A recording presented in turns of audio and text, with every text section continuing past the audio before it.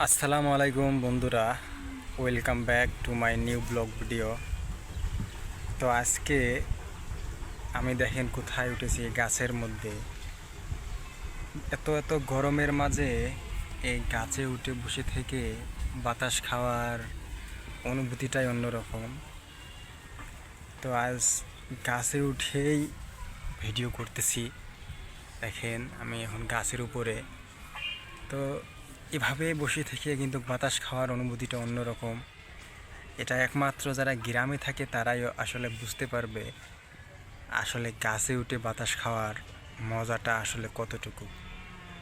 আসলে অনেকটাই ভালো লাগে। আর এটা দ্বারা আজকে আসলে শৈশবে ফিরে গেলাম। ছোটোবেলায় ঠিক এভাবেই গাছে উঠে বসে থাকতাম। তো আমার পিছনটা একটু আপনাদেরকে দেখাই। এটা হচ্ছে পিছনের ব্যাকগ্রাউন্ড, অর্থাৎ আমি যে গাছটা উঠে আসি সেই গাছ থেকে এই পিছনের অংশটা এটাই। এটা হচ্ছে একটা বাঁশঝাড়, তার এদিকে এটা একটা ছোট্ট আর কি ডোবা। অ্যান্ড এটাই হচ্ছে সেই গাছ, আর গাছের গোড়াটা হচ্ছে এটা। আর নিচে আমার এই যে জুতা রাখা আছে। অ্যান্ড এদিকে হচ্ছে এই যে সুপারির বাগান। এটা হচ্ছে সুপারির বাগান, ছোট ছোট এখনও সুপারি ধরে নাই। আর এদিকে হচ্ছে সব, এগুলো হচ্ছে জমি বাড়ি। এগুলোয় দেখেন চারা রোপণ করছে, সবগুলোতে এখন ধান চাষ করবে, ধান গাড়ছে। আর ওইটা হচ্ছে আমাদের টাওয়ার।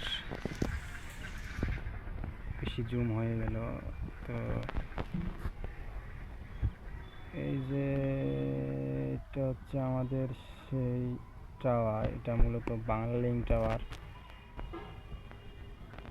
বাংলালিংকের পাশাপাশি এখানে গ্রামীণ নেটওয়ার্কই দিয়েছে। আর এটা আমাদের বাজারও, এটা হচ্ছে আমাদের বাজারও। এই যে এগুলো হচ্ছে বাজারের দোকান। এই যেগুলো দেখতে পাচ্ছেন এগুলো হচ্ছে বাজারের দোকান। এখান থেকে বাজার শুরু, অর্থাৎ ওই মাথা থেকে ঠিক এই যে এই মাথাটা, এই যে দেখতেছেন একটা টিনের ঘরতে আছে, এখান পর্যন্ত এটা পুরোটাই বাজার। এটা হচ্ছে পুরোটাই বাজার।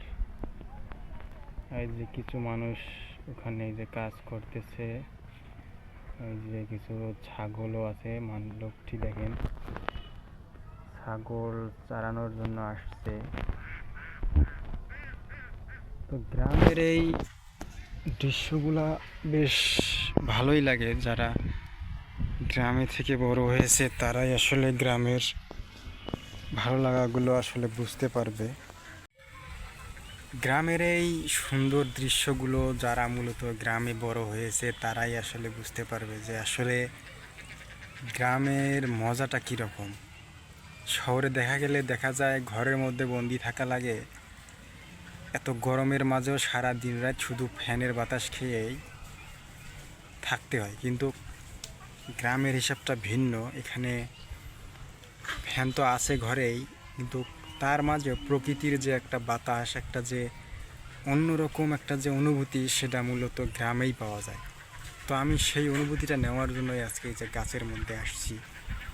তো গাছে উঠে বাতাস খাইতেছি, বেশ ভালোই লাগে। কথায় আছে যে প্রকৃতির জিনিস হচ্ছে একরকম ভালো লাগা, আর মানুষের তৈরি জিনিস দিয়ে একরকম ভালো লাগা।